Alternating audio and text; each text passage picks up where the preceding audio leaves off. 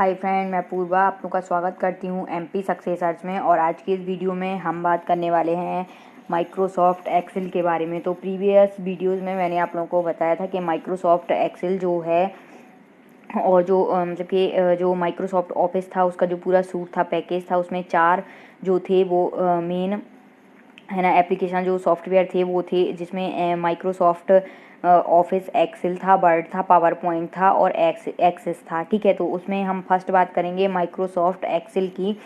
तो यहाँ पे हम देखें तो माइक्रोसॉफ्ट एक्सेल जो है वो जब आप ओपन करते हैं तो वो कुछ इस टाइप की विंडो स्क्रीन पर जनरेट होती है। ठीक है, तो अब हम इसको अगर हम देखें तो आप इसमें देख सकते हैं, यहाँ पे लिखा हुआ है माइक्रोसॉफ्ट एक्सेल, या इसको ही बोलते हैं Microsoft Office Excel, MS Excel. ठीक है, तो इसका जो चार्ट होता है जैसे ही आप ओपन करते हैं तो ये जो है ये प्री डिफाइंड रहता है पहले से। इसमें जो है वो आपकी ये जो टेबल है ये क्रिएट पहले से बनी हुई आती है। ठीक है, और इसमें मैंने आपको बताया था कि इसमें जो है वो आपकी जो ये इनको हम बोलते हैं, ये जो खड़ी हुई हैं ABCD वाले टर्म, इनको हम क्या बोलते हैं, कॉलम बोलते हैं। और रो किसको बोलते हैं, तो रो हम इन टर्मों को बोलते हैं जो यहाँ पे ये जो नंबर दिए हुए हैं, जो लेटी हुई लाइन है ये हमारी कहलाती हैं रो। जैसे 1 2 3 4 ये सारी हमारी क्या है, ये रो हैं। और ये जो खड़ी हुई लाइन है ये हमारी क्या है, कॉलम है।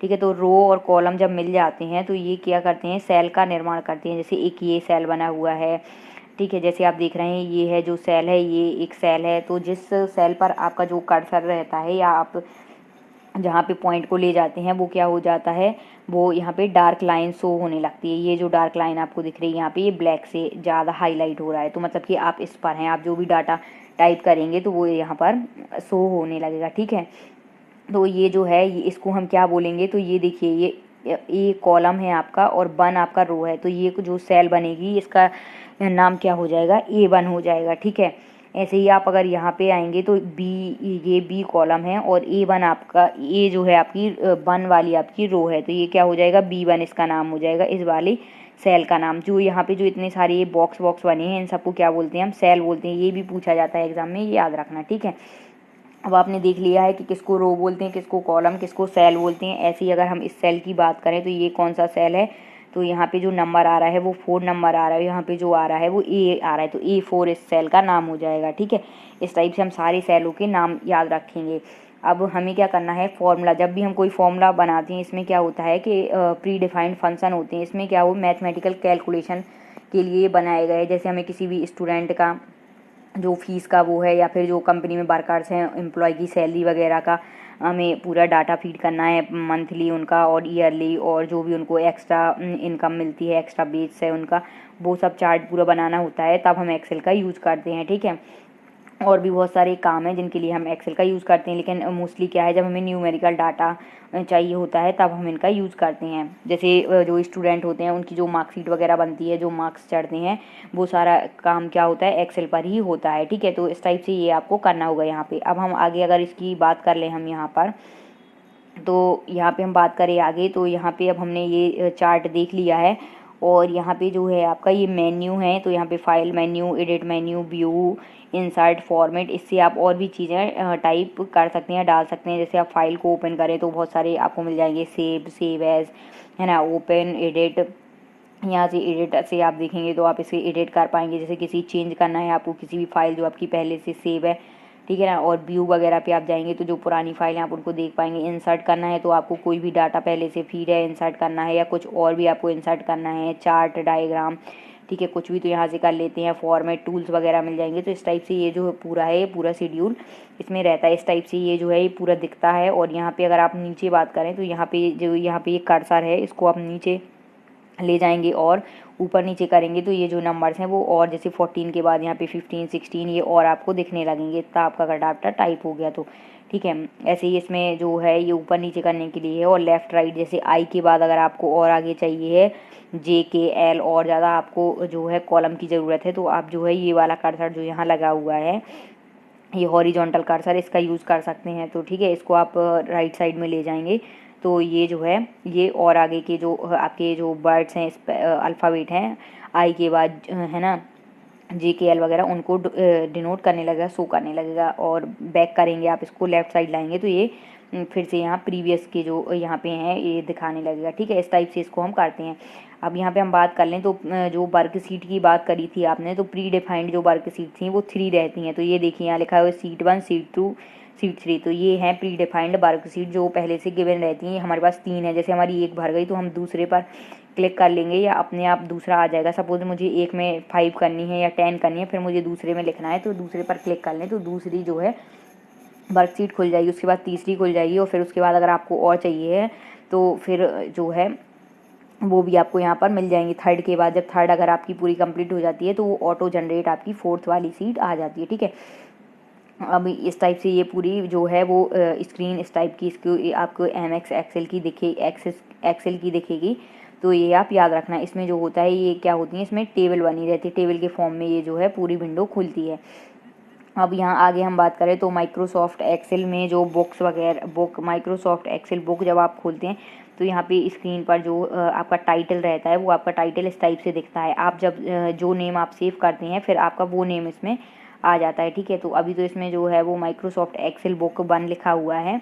आप इसे अगर कोई नाम देंगे तो यहाँ पे फिर आपका वो टाइटल नाम शो होने लगेगा। ठीक है, और फाइल नेम कैसे देंगे तो आप मतलब कि यहाँ पे एडिट में चले जाएंगे तो आपको यहाँ पे मिल जाएंगे ऑप्शन। ठीक है, अब यहाँ पे हम और बात करें तो ये देखिए ये एक चार्ट बना हुआ है, ये सैलरी का बना हुआ है किसी कंपनी के एम्प्लॉय का सैलरी का।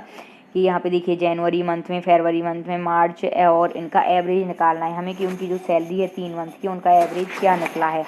तो यहाँ पे देखिए यहाँ पे लिखा हुआ है सैलरी, रेंट कितना है, फूड पर कितना उनका खर्च होता है, ट्रांसपोर्टेशन में, इंश्योरेंस में, मेडिकल में और टूल्स में। तो पूरा इनका ये है, जनवरी का है, ये फरवरी का डाटा है, यहाँ मार्च का, और उनका एवरेज कितना निकला है तो वो यहाँ पर है। तो हम ऐसे निकाल सकते हैं कि मंथ लिख दें, फिर उनका एवरेज निकालना है या कितनी सैलरी सब ट्रैक होनी है, सबसे कटनी है, या कितने प्लस सैलरी ऐड होनी है। तो सब इसमें हम कुछ भी कर सकते हैं। और इसमें क्या होता है, ये आपको सुविधा ये हो जाती है इसमें कि आप जो है यहाँ पर एक फॉर्मूला लिख दें। जैसे एवरेज आपने निकाला तो एवरेज के लिए आप जो फॉर्मूला यहाँ पे अभी मैं बताऊंगी वो अगर आप यूज़ करके यहाँ पे फॉर्मूला लिख देंगे फॉर्मूला को, और फिर आप यहाँ पे क्या करेंगे, सिंपली इसको जहाँ तक ले जाएंगे इस फॉर्मूला का जो ये जो ब्लैक पॉइंट है इसको यहाँ पे एक प्लस पॉइंट रहता है, उसको पकड़ के आप खींच के यहाँ तक जितने लेते जाएंगे तो ये जो है इन सब का जो एवरेज है आपकी इन नंबरों का, इन सब का जो एवरेज है वो यहाँ पर आता जाएगा। इसका एवरेज यहाँ, इसका एवरेज यहाँ, इनका एवरेज यहाँ, तो ये पूरा ऐसे आता जाता है। ठीक है, तो इस टाइप से आपको क्या है इन सब का बार बार नहीं करना पड़ता कि पहले आप इन तीनों का करें फिर 3 से डिवाइड करें तो यहाँ एवरेज आए, इन तीनों का करें फिर 3 से डिवाइड करें तो यहाँ आए। सिंपली आप एक बार यहाँ पर फॉर्मूला लिख देंगे कि एवरेज क्या करना है आपको, जनवरी, फरवरी और मार्च, या फिर आप लिख दें B+C+D डिवाइड बाय 3, है ना, और एवरेज लिख दें बाहर। अभी मैं फॉर्मूला बताऊंगी। और फिर आप सिंपली यहाँ पर इसको जो है प्लस पॉइंट रहता है इसको पकड़ के यहाँ तक कर दें तो पूरे में ये जो एवरेज हैं इन नंबरों के, इन सब के उसके सामने एवरेज आ जाएंगे। ठीक है, तो चलिए आगे देखते हैं कि किस टाइप से हम इसको कर सकते हैं। ठीक है, तो यहाँ पे देखिए एक ये भी एक विंडो है यहाँ पर, जैसे इंसर्ट में क्या होता है, सेल, जैसे आपको और सेल्स की ज़रूरत है या आपको रो या कॉलम को डिलीट करना है, वर्कशीट और चाहिए तो यहाँ से आप जाएंगे इंसर्ट और वर्कशीट लिख देंगे तो 4th नंबर की वर्कशीट आपके पास अपने आप आ जाएगी। चार्ट अगर आपको चाहिए, सिंबल चाहिए, कोई पेज ब्रेक करना है, फंक्शन नेम, ये सारे यहाँ पे रहते हैं इस टाइप के फंक्शन। ऐसी फाइल में मैंने बताया था ना, ओपन, सेव एज, सब आ जाएंगे। चलिए अब यहाँ पे हम बात करते हैं मेन जो हमारा फॉर्मूला वगैरह। मैं इसलिए आपको इतने एक्सप्लेन कर रही हूँ क्योंकि ये जो टॉपिक है इनसे क्वेश्चन आते हैं और किस टाइप के आते हैं वो भी मैं यहाँ पे आपको बताऊंगी जब इसका ये थ्योरी पोर्शन कंप्लीट हो जाएगा। इसके बाद जो है वो उसके मैं MCQ करवाऊंगी, तब आपको समझ में आएगा कि ये किस टाइप से करना है और थ्योरी पढ़ना क्यों ज़रूरी है। ठीक है, तो अब यहाँ पे देखें फॉर्मूला की बात करें तो फॉर्मूला हम स्वयं क्रिएट नहीं करते हैं इसमें, लेकिन जो फंक्शंस होते हैं MS एक्सेल में वो प्री डिफाइंड होते हैं। ठीक है, सॉरी, यहाँ पे जो है फॉर्मूला वो हम क्या करते हैं, स्वयं क्रिएट करते हैं, लेकिन जो फंक्शन होते हैं वो प्री डिफाइंड होते हैं। तो जो कुछ प्री डिफाइंड फंक्शंस हैं उनके बारे में हम बात कर लेते हैं। तो जो प्री डिफाइंड फंक्शन ये आप याद रखना, इसमें ये आता है कि MS एक्सेल में क्या हम फॉर्मूला को क्रिएट कर सकते हैं, तो फॉर्मूला को हम क्रिएट कर सकते हैं या और उसमें ऐसे पूछ सकता है कि MS एक्सेल में हम किसको क्रिएट कर सकते हैं, फॉर्मूला को क्रिएट कर सकते हैं, फंक्शन को, है ना, या डेटा को, या इनमें से कोई नहीं या उपयुक्त सभी आ जाए। तो उसमें क्या आ जाएगा आपका फॉर्मूला आ जाएगा कि फॉर्मूला MS एक्सेल में हम केवल फॉर्मूला को क्रिएट कर सकते हैं, फंक्शंस को क्रिएट नहीं कर सकते। फंक्शंस क्या होते हैं, प्री डिफाइंड होते हैं, पहले से बने होते हैं, ठीक है। तो वो जो कुछ फंक्शंस हैं उनकी बात करें तो क्या होगा, वो डाटा फंक्शन होगा, mathematical function, statistical function, text function, financial function और लॉजिकल फंक्शन। इस टाइप के फंक्शंस को हम यूज़ करते हैं MS एक्सेल में, ठीक है। अब हम बात कर लेते हैं कि ये फंक्शंस किस प्रकार से काम करते हैं, इनका फॉर्मूला कैसे बना होता है, ठीक है। तो आगे अब हम यहाँ पे देखें तो ये देखिए अब कुछ फंक्शंस हैं और उनके जो रिटर्न है, मतलब कि रिजल्ट जो है वो किस टाइप से आता है। तो यहाँ पे हम कुछ फंक्शंस की बात करें उनके एग्जांपल की, तो यहाँ पे है ABS नंबर फर्स्ट जैसे। तो ABS का मतलब होता है एब्सोल्यूट और नंबर। यहाँ पे एब्सोल्यूट नंबर लिखा है तो ये क्या देगा, एब्सोल्यूट वैल्यू देगा किसी भी नंबर की। जैसे यहाँ पे हम लिख दें 4.9, अगर हम 4.9 लिख दें और यहाँ पे हम आगे लगा दें ABS कैपिटल या स्मॉल किसी में भी आप लिख सकते हैं, उससे कोई फ़र्क नहीं पड़ता, ठीक है। तो हम लगा दें ABS 4.9 और एंटर प्रेस कर दें किसी भी सेल में, तो जो हमारा रिजल्ट आएगा वो कितना आ जाएगा, 5 आ जाएगा। एब्सोल्यूट वैल्यू बताएगा ये, ठीक है। तो अब इस टाइप से, ठीक है। अब यहाँ पे अगर हम देखें लॉग नंबर और बेस, लॉग लिखकर हम ऐसे लिख दें लॉग, फिर ब्रैकेट में नंबर लिख दें हम कोई भी और बेस लिख दें। जैसे हम यहाँ पे लिख दें लॉग, यहाँ पे हम लिख दें लॉग, यहाँ पे लॉग 10 और यहाँ पे हम क्या लिख दें, बेस हम कितना लिख दें 10 और 10 नंबर। तो क्या हो जाएगा, इसकी रिजल्ट जो आएगा वो कितना आ जाएगा, 1 आ जाएगा, क्योंकि आपको पता है कि जो लॉग होता है लॉग 10 बेस 10, तो इक्वल की वैल्यू कितनी होती है, 1 होती है, ठीक है। तो इसका जो रिजल्ट आ जाएगा वो 1 आ जाएगा। ऐसी अगर हमें किसी और की निकालनी, सपोज हमें लॉग 5 निकालनी हो बेस 10, तो उसकी जो भी वैल्यू होगी वो रिजल्ट में आ जाएगी। इस टाइप से इसको हम करते हैं। अब अगर हम आगे यहाँ पे बात कर लें प्रोडक्ट की, तो प्रोडक्ट अगर आपको मल्टीपल चाहिए, जैसे 2 इंटू 3 इंटू 4 इंटू 5, या आपके कोई 5 नंबर लिखे हुए हैं, जैसे जो टेबल थी मैंने उसमें बताया था कि प्रोडक्ट अगर आपको चाहिए तो आप क्या करेंगे, प्रोडक्ट लिखेंगे और उसके बाद लिख देंगे नंबर N1, फिर कॉमा लगा के N2, फिर जितने भी आपके नंबर होंगे आप कॉमा लगा के लिखते जाएँ। तो ऐसे आप किसी भी जो कॉलम हैं उनके जो सारे नंबर्स हैं उनको निकाल सकते हैं। एक फॉर्मूला से आप जो पूरे रो और कॉलम जितने भी सेल हैं उनके भी निकाल सकते हैं। जैसे N1 आपने लिखा किसी सेल का नेम, सपोज ये जो हैं, ठीक है, ये नंबर यहाँ पे कुछ नंबर डले हुए हैं, वो यहाँ लिखा हुआ है N1, यहाँ लिखा हुआ है N2, यहाँ N3। तो आप यहाँ पे जो है यहाँ लिख दें product N1 into N2 into N3, और फिर यहाँ पे जो है आप इसको यहाँ पे जो है इसको पूरा नीचे तक बढ़ाते जाएं, तो इनका जो मल्टीप्लाई है सामने वाले नंबर्स का वो यहाँ पे मल्टीप्लाई होकर दिखता जाएगा, ठीक है। तो इस टाइप से जो है वो प्रोडक्ट आ जाएगा। स्क्वायर नंबर मतलब इसको SQRT लिखा है, मतलब कि स्क्वायर हो जाएगा किसी भी नंबर का, जो भी आपका नंबर है उसका स्क्वायर हो जाएगा। Sum number 1 number 2 number 3 number 4 कॉमा लगा के आप करते जाएंगे और बाहर सम लिख देंगे, तो आपका क्या हो जाएगा, सम हो जाएगा। लेकिन इसमें एक और चीज़ है, आप जब भी ऐसा लिखें तो आप इक्वल पहले लगाएं, ठीक है, सबके आगे इक्वल लगाएं, ये क्योंकि सिंपली ये फॉर्मूला बता रहा है, लेकिन जब आप इसको यूज़ करें तो आप इक्वल लगाएं, क्योंकि इक्वल जो है वो बहुत ज़्यादा इंपॉर्टेंट है। इक्वल आप नहीं लगाएंगे तो आपका रिजल्ट नहीं आएगा, ठीक है। सम में आप ऐसे कर लेंगे। फिर एवरेज की अगर बात करें तो एवरेज में आप एवरेज लिख देंगे और नंबर लिख देंगे, ऐसे ही सम में होगा, ऐसे प्रोडक्ट में बस आप जो लिखेंगे वही चीज़ हो जाएगी, ठीक। अब आप यहाँ पे मैक्स लिख दें, तो मैक्स मतलब maximum N1 N2 dot dot dot NN तक नंबर में अगर आप मैक्सिमम पूछ रहे हैं मैक्स लिख देंगे, तो इनमें जो नंबर सबसे बड़ा होगा वो दिखने लगेगा। जैसे यहाँ पे लिखा हो 5 4 8, तो 8 आपका क्या है, मैक्सिमम है, तो इन 3 नंबर में जो आंसर होगा आपका राइट वो 8 हो जाएगा, तो मैक्सिमम दिखने लगेगा, ठीक है। ऐसे ही हम मिनी की बात करें तो जैसे ये लिखा था 5 3 और 7, तो इसमें मिनिमम क्या है 3, तो आपको इक्वल में 3 दिखने लगेगा रिजल्ट जब आप एंटर प्रेस कर देंगे। इस टाइप से इस चार्ट को हमें करना है। और आगे बात करें तो नाउ, और ये ब्रैकेट लगा हुआ है, तो नाउ मतलब अब, तो जो भी प्रेजेंट में वैल्यू आपने पुट करी होगी वो आपको आ जाएगी। उसके बाद टुडे और ब्रैकेट, ये जो ब्रैकेट लगे हुए उसके बाद आप देखेंगे तो टुडे आप ऐसे लगाएंगे, तो आप एंटर प्रेस करेंगे तो जो करेंट डेट है वो आ जाएगी। इस टाइप से आप इसको निकाल सकते हैं, ठीक है। तो अब इस टाइप से ये जो हैं ये फंक्शंस हैं, और फंक्शंस क्या है, ये प्री डिफाइंड होते हैं, इसको आप चेंज नहीं कर सकते। जो फॉर्मूला है वो आप क्रिएट कर सकते हैं। फॉर्मूला मैं आपको बताऊंगी कि आप कैसे क्रिएट कर सकते हैं। तो चलिए आगे हम बात कर लेते हैं। यहाँ पे अब मैथमेटिकल जो फंक्शंस हमने 6 पढ़े हुए थे उनकी बात करें तो कैसे करते हैं, और क्योंकि मैं इसलिए बता रही हूँ आप लोग को क्योंकि इससे क्वेश्चन आते हैं और मैं अभी दिखाऊंगी भी। अब नेक्स्ट में मैं आपको एक्सेल के जो MCQ आते हैं वो मैं बताऊँगी, ठीक है। तो यहाँ पे सबसे पहले हम देख लेते हैं मैथमेटिकल फंक्शन। तो मैथमेटिकल फंक्शन किस टाइप से वर्क करता है, तो इन फंक्शंस की हेल्प से मैथमेटिकल ऑपरेशन परफॉर्म किए जाते हैं। जैसे एडिशन, एब्सोल्यूट वैल्यू एक्सेट्रा, इनके कुछ एग्जांपल है अभी हमने देखे, जैसे सम और ब्रैकेट लगा हुआ है, मतलब इसका ये क्या है, एक मैथमेटिकल फंक्शन है ये, और दिए गए रेंज की वैल्यू का सम निकालता है। तो सिंटैक्स, इसका सिंटैक्स बोलते हैं इसको हम। तो यहाँ क्या होता है, सेल और रेंज।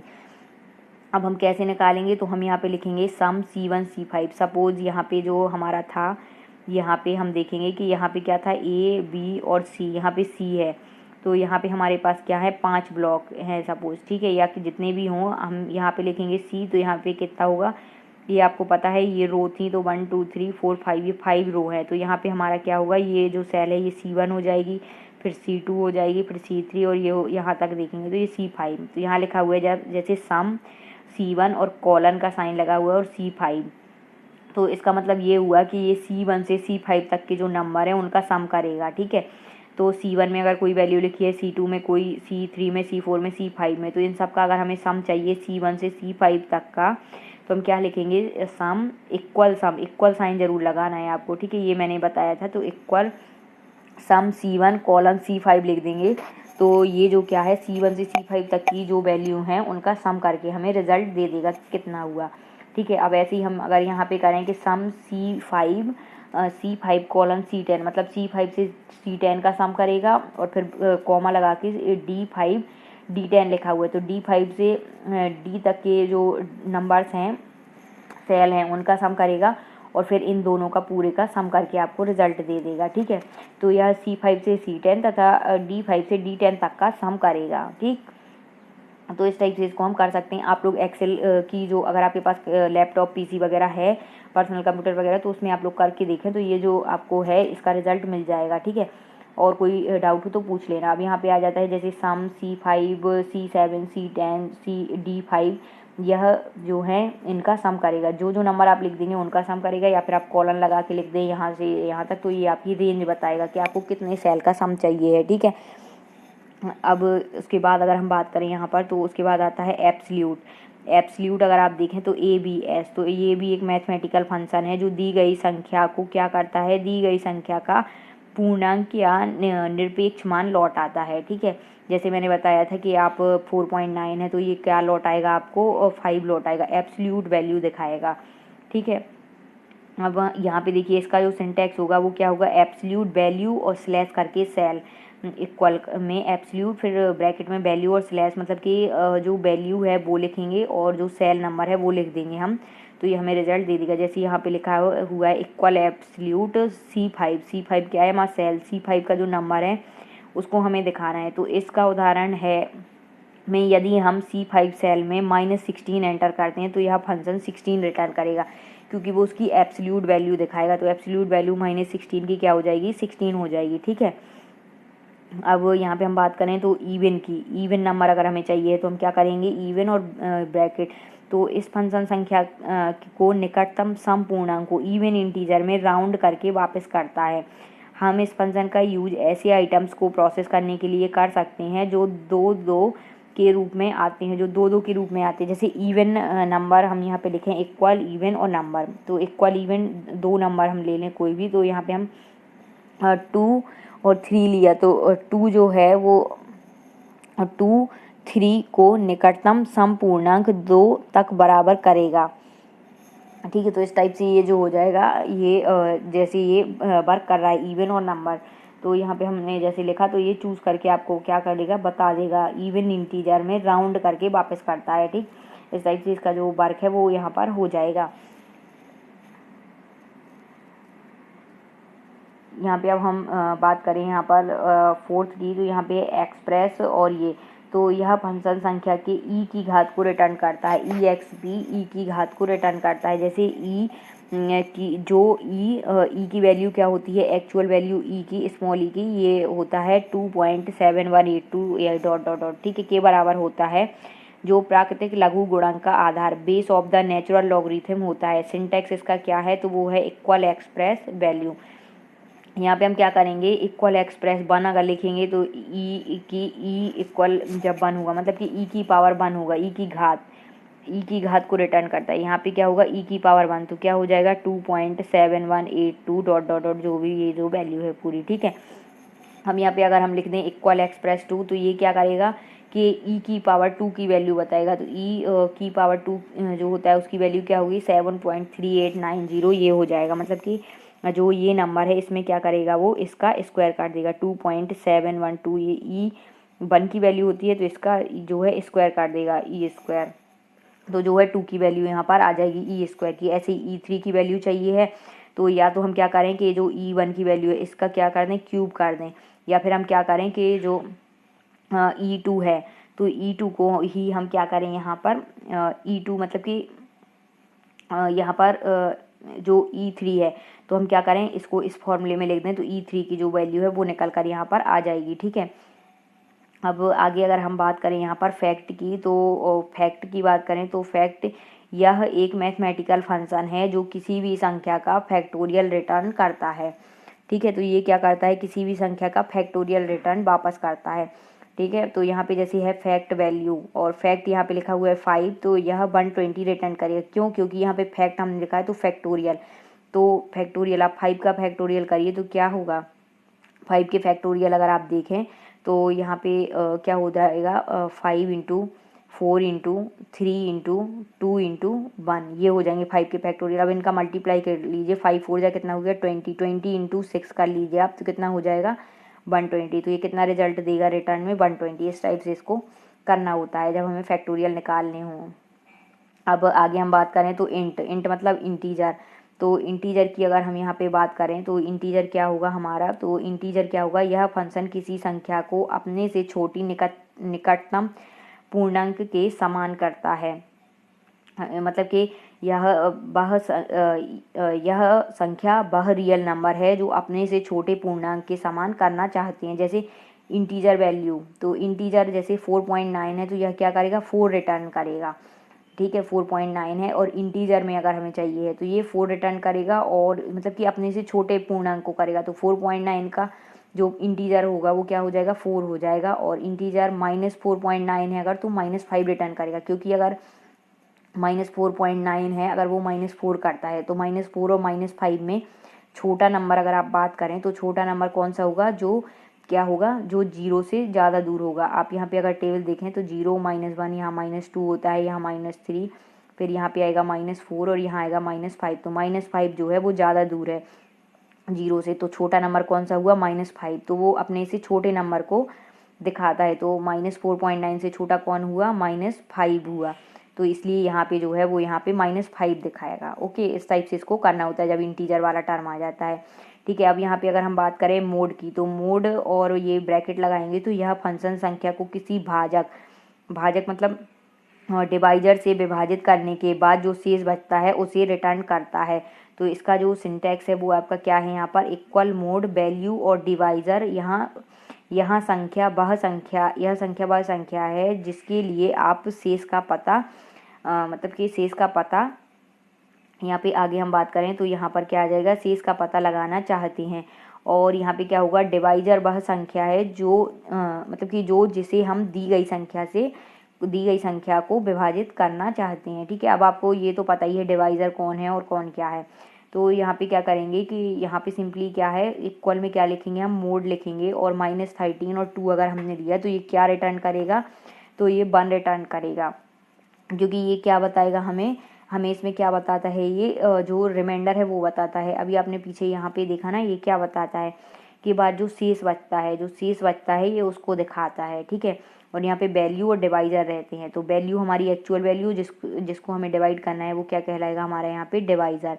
ठीक है, डिवाइजर जिससे हम किसी दी गई संख्या को डिवाइड करें तो डिवाइजर हमारा 2 हो गया और वैल्यू हमारी -13। तो 2 को हम डिवाइड करें 13 से तो मोड लगा है। मोड का मतलब क्या होगा अगर मोड यहाँ पे है तो मतलब क्या होगा कि शेष जो बचा है वो 1 होगा और मोड का हम 1 का मोड करेंगे तो ये +1 हो जाएगा। ठीक है, तो ये आ जाएगा। अब मोड 13 और -2 अगर यहाँ पे देखिए आप क्या है अगर -2 हमारा क्या है डिवाइजर अगर माइनस में तो फिर रिजल्ट माइनस में आएगा। क्यों?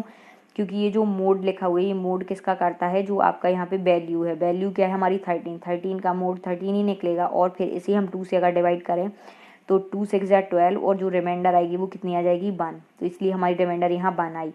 अब आगे हम इस वाले की बात करें तो यहाँ पे क्या होगा मोड ऑफ 13 अगर हम निकालें तो 13 ही रहेगा।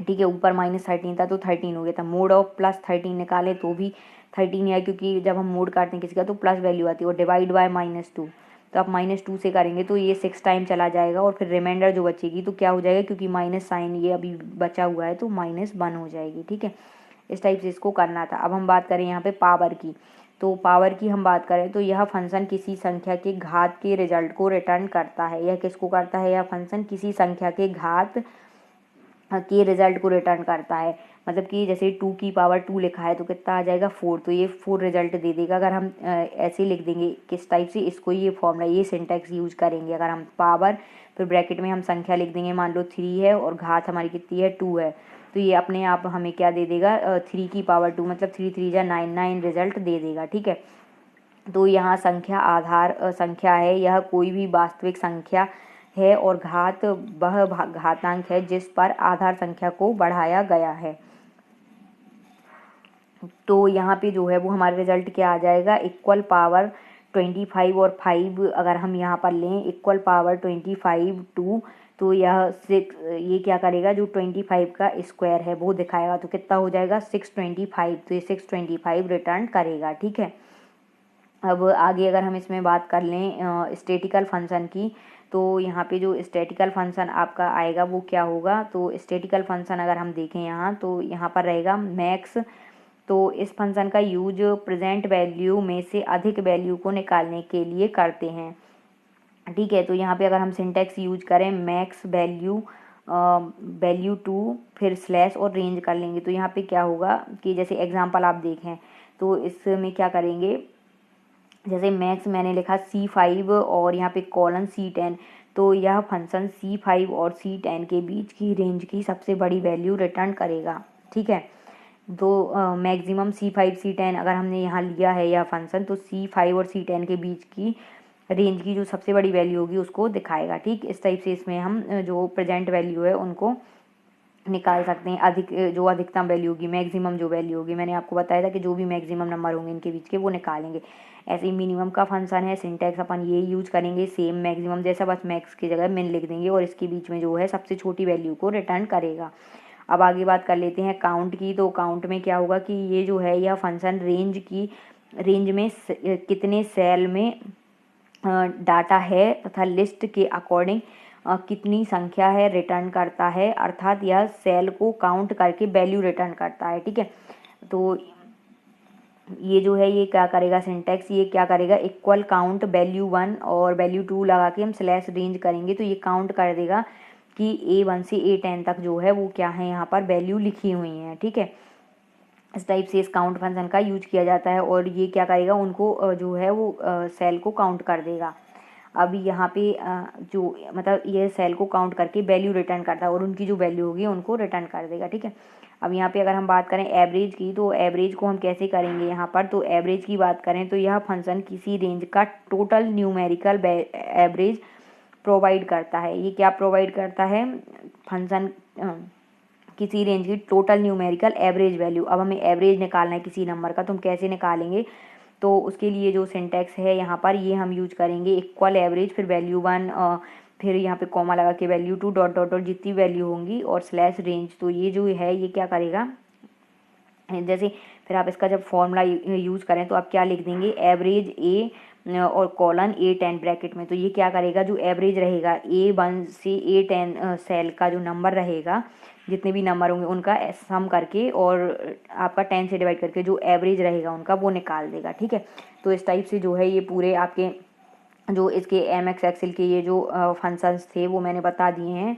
तो आगे इसकी जो भी होगा वो मैं बात करूँगी, और इसके जो MCQ हैं, अब हम इसके MCQ के बारे में बात कर लेंगे क्योंकि हमने इसके फॉर्मूला वगैरह देख लिए हैं, और भी अगर कुछ रह गया होगा इससे रिलेटेड तो वो भी मैं बता दूँगी। ठीक है, उसके बाद हम MCQ की बात करेंगे। तो मिलते हैं नेक्स्ट वीडियो में, तब तक के लिए हाँ, आप लोगों को क्या करना है, वीडियो को लाइक करना है, शेयर करना है, और ज़्यादा से ज़्यादा लाइक करना है, और जो चैनल पर नए हैं चैनल को सब्सक्राइब कर लेना है। और भी जो प्रीवियस वीडियोज़ हैं वो आप लोग प्लेलिस्ट में जाकर देख सकते हैं। कंप्यूटर फॉर ऑल एग्ज़ाम करके भी पढ़े हुए हैं, और CPCT classes, ITIT COPA classes ऐसे करके पढ़ी हुई हैं, तो उनमें भी आप लोग देख सकते हैं। Thank you.